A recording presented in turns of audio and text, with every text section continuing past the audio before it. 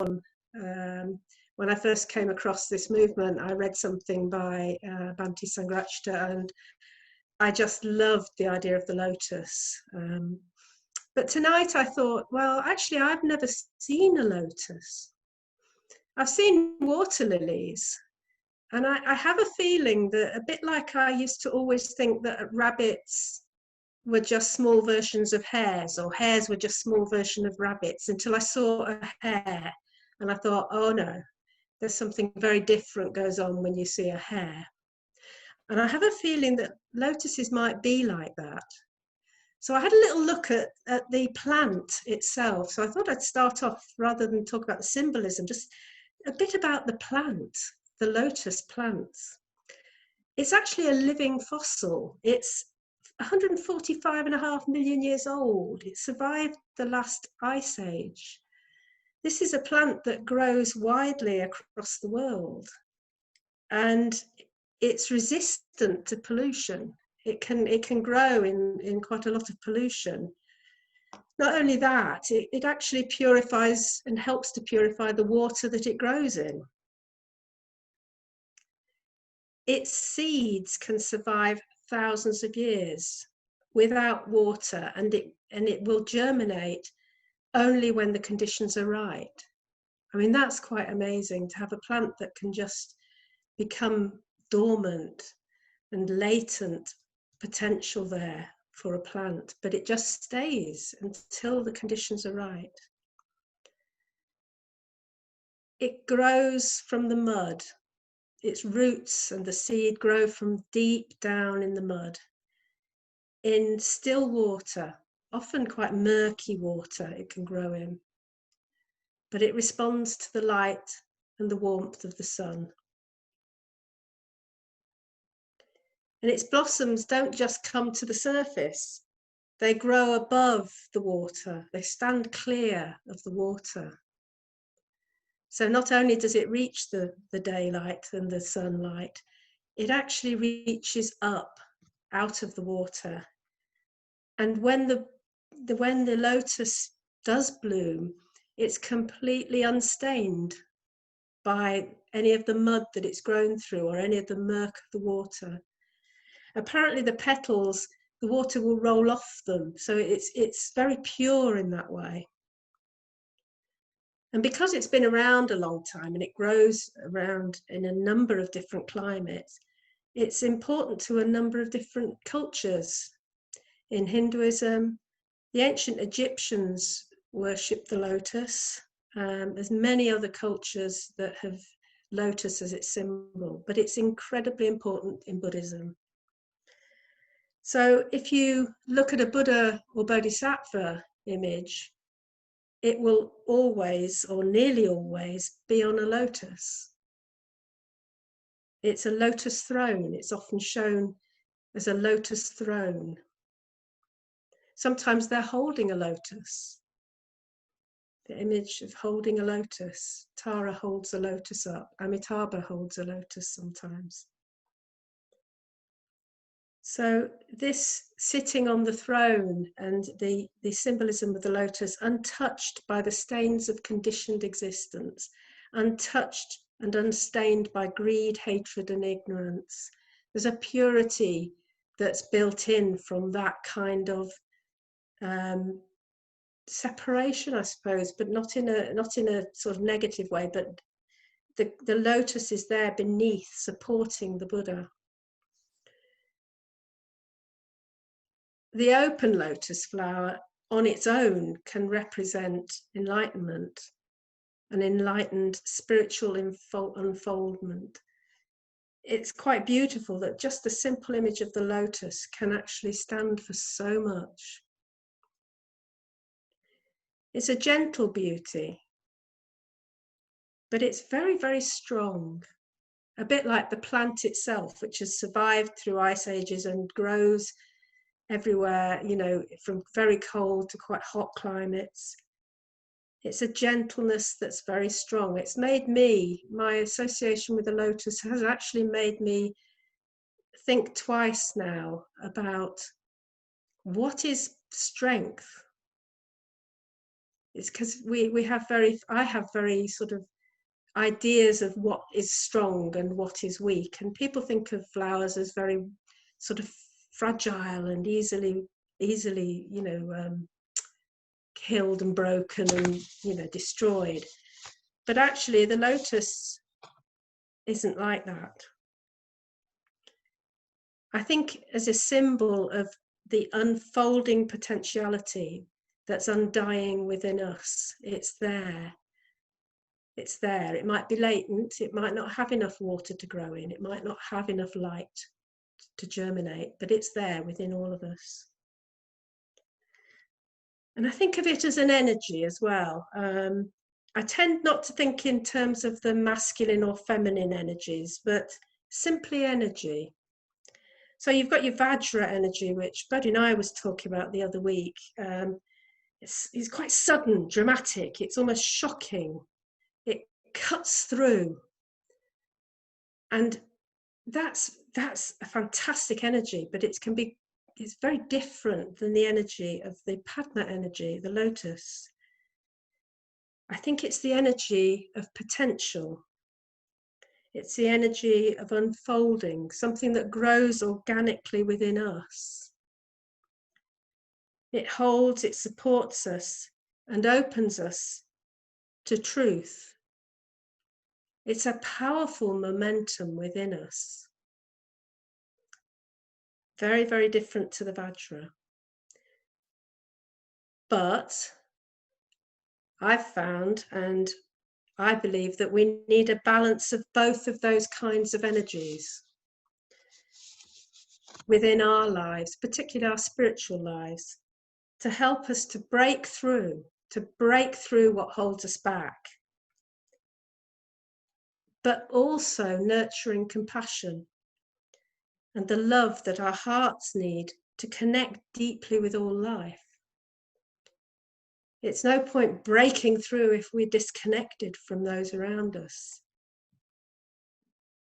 or if it's a driven, sort of willed breaking through. That won't help us in the long run. That will only get us so far. So in order to truly awaken, we do need to connect deeply with life. We need to love more deeply ourselves and all things, all beings. And we need to be able to respond to that potential both in ourselves and others.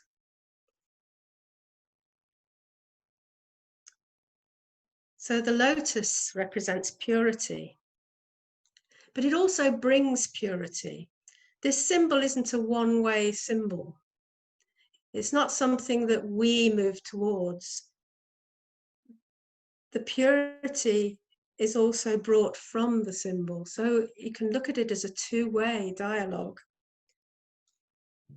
It's our spiritual growth and potential is there, but also spiritual receptivity. In order to really hear the Dharma, we have to be receptive. Otherwise, we won't hear it with our hearts, we'll hear it with our heads, and it won't stick, it won't be there.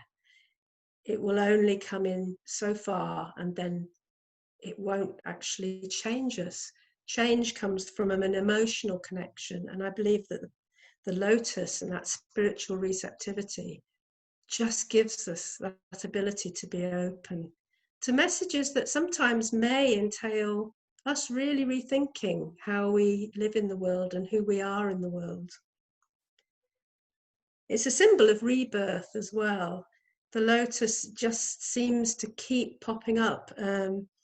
Even when there was some floods in I think it was in China, and there was a whole beautiful field of lotuses, and they were just all destroyed by the floods. The roots were torn out, and eventually, when the waters receded, they found that the lotuses had seeded and just came back. It's like you couldn't quite kill them, even with these horrendous floods that drove everything away. When the time was right, the seeds started to germinate again, and they are now lotuses in that same place. The Buddha when he first was enlightened, was deciding how could he teach this sublime understanding that he had. How could he make people understand what he was talking about? Because it went so far beyond concepts. And when he looked out over humanity, it said that he saw humanity as lotuses. Some of us are deep, deep in the murk and the mire of the water. We can only just sense that there's something else. Some of us are reaching the surface. We're nearly at the surface, or we're reaching the surface. We can see the light. And some of us are standing clear of the water. And he felt that those of humanity who were at that stage would be able to understand his teaching, and he would be able to teach them.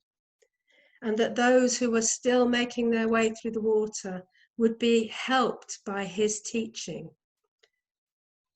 And I think the fact that the lotus is such a powerful and pivotal experience for the Buddha of his decision to teach humanity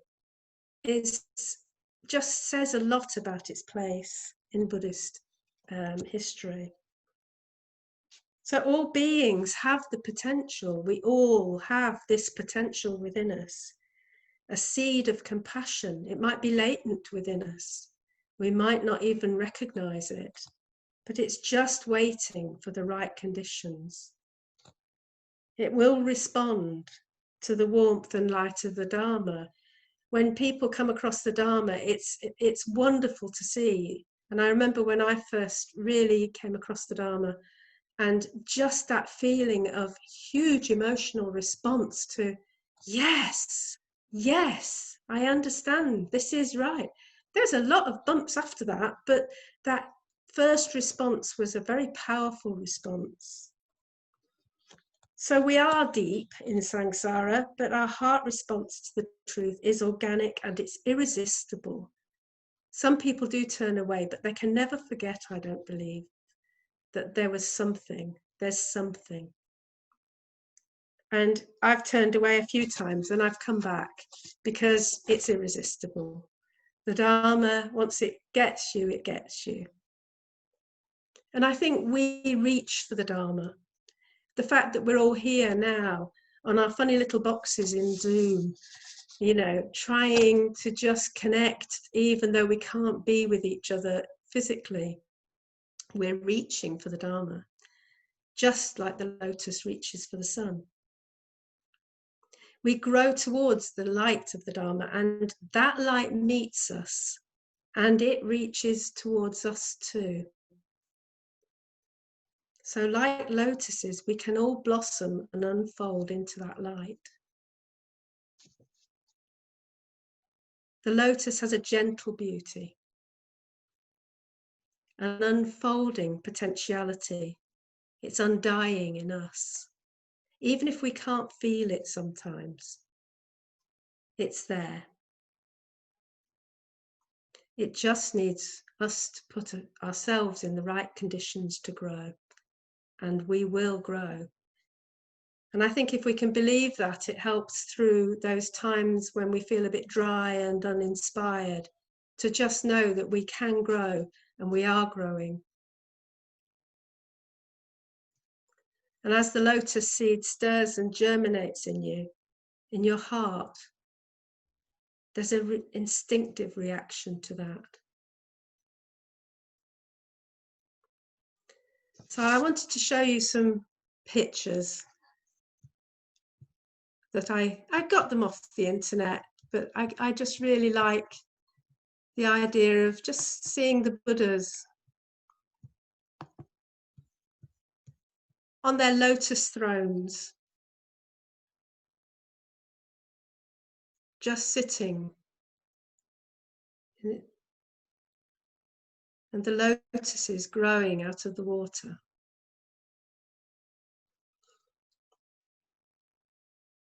Reaching towards the light. I love the idea of a mountainside Buddha. Just the whole side of a mountain. We're not actually seeing anything, Padmasakhi. Oh, thank you for letting me know. I'm seeing it.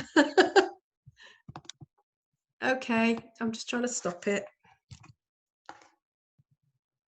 Right.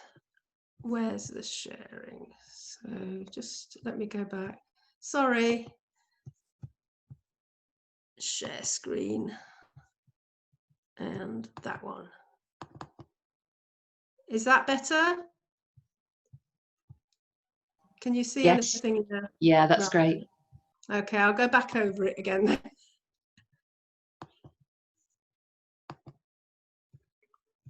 Right.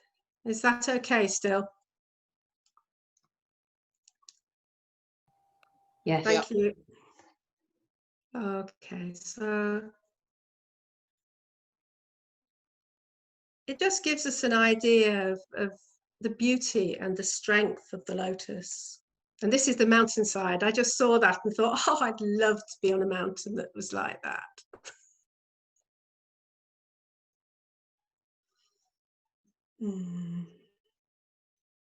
Just reaching up to the light.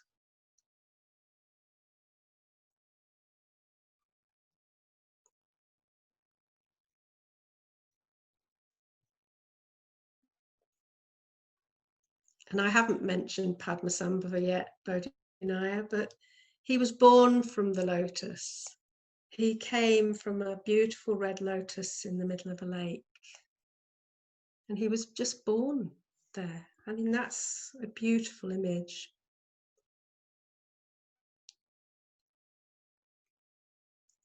And this image of the lotus bud, when we hold our hands together, that's the shape. It's not a flat shape. It's like a lotus bud when we hold our hands together in reverence. I love that. I love thinking of a lotus in my hand.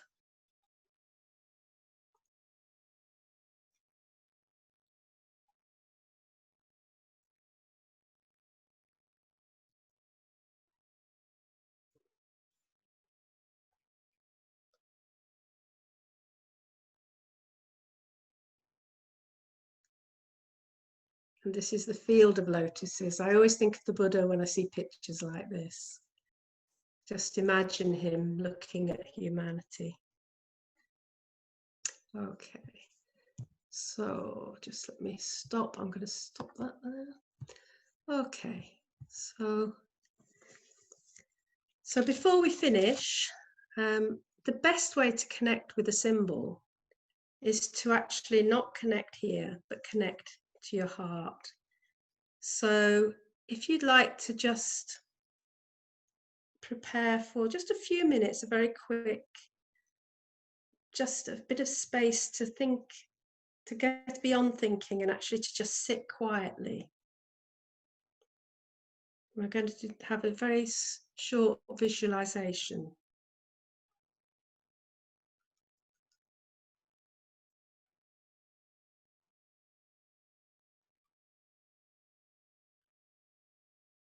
And just sitting and feeling, bringing your attention into your heart area.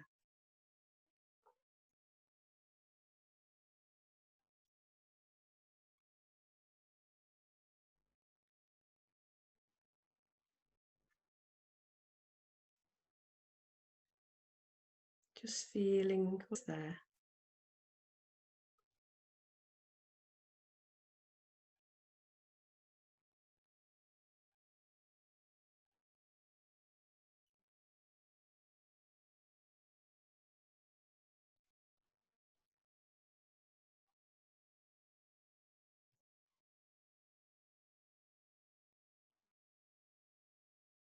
And then just imagine in your mind's eye that there's a lotus bud right in your heart area.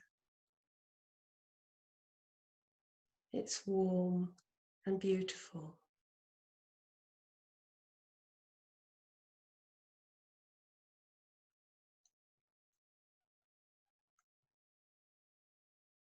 It's deep, deep red.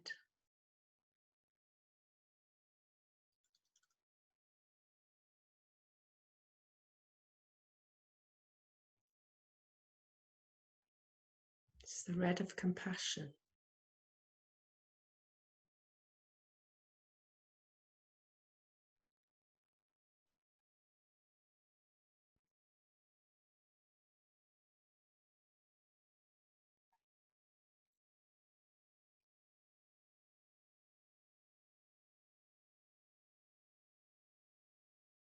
And as you are watching, you slowly see the lotus beginning to unfold its petals in the warmth of your love.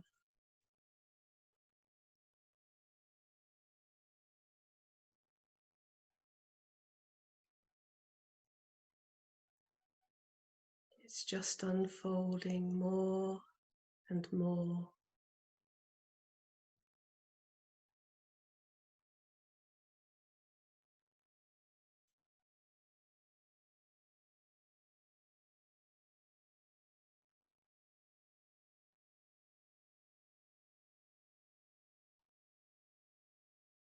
And it's beautiful. And the more it opens, the more you feel your heart open in response to it.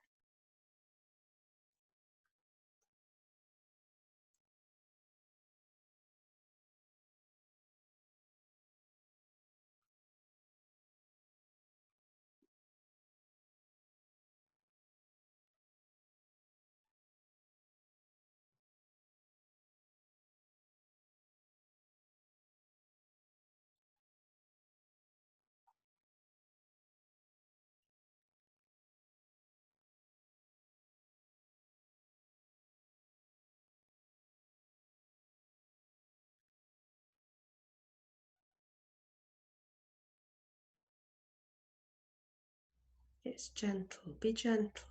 Just let it do its own thing in its own time. It's tender, but it's there.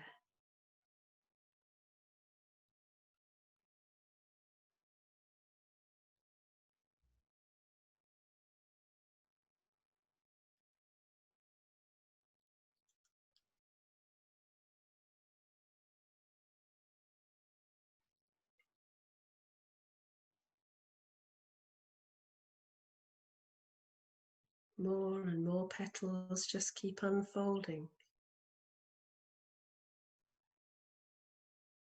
Unfolding love and beauty.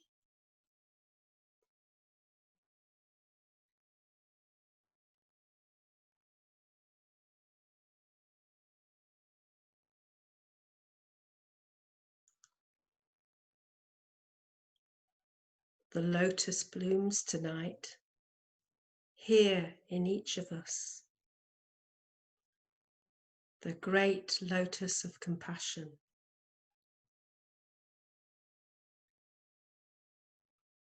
Row swiftly to the quiet heart where the lotus blooms. Its heart fragrance coming on a breeze to meet you beneath the stars.